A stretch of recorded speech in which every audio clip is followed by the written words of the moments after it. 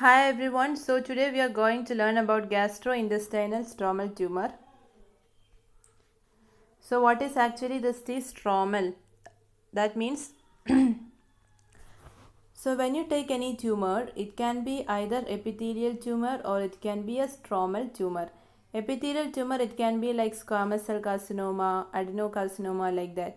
But what we are going to study today, that is gastrointestinal stromal tumor. It is a mesenchymal tumor. That means it is coming under this category. Okay, stromal tumor.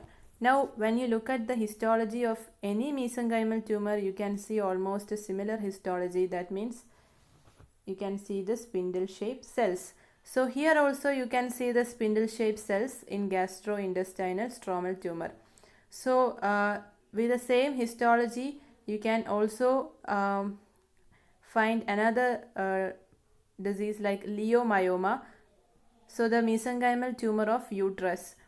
At the same time, if you are asked about mesenchymal tumor of GIT, then it will be gastrointestinal tumor.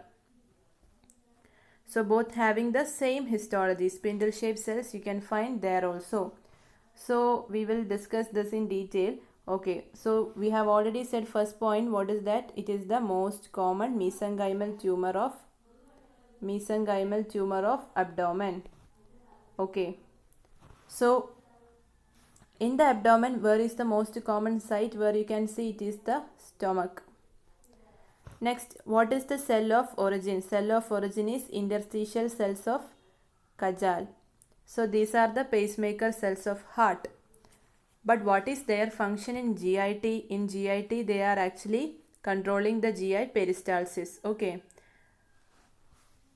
So this is very important. You usually asked in a lot of exams and all, this interstitial cells of Kajal. Okay, continuing. Now we will be discussing about the tumor markers.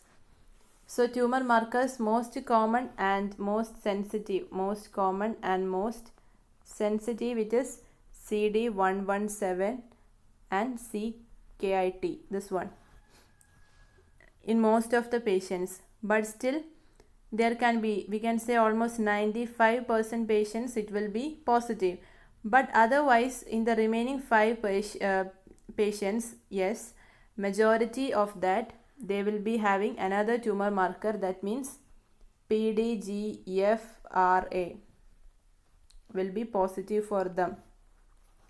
So I hope you understood. That means this is the most common and most sensitive one, but the other small fraction of population which will be positive, PDGFRA will be positive. Now the other question you can get is, what is the most specific one? So we told about most common or most sensitive. Now we will say about most specific one. Okay, so which is the most specific one? Most specific one is DOG1. So this is actually designed for this GIST1. Okay, so DOG1, dog 1. Okay, I hope you understand this topic. Thank you.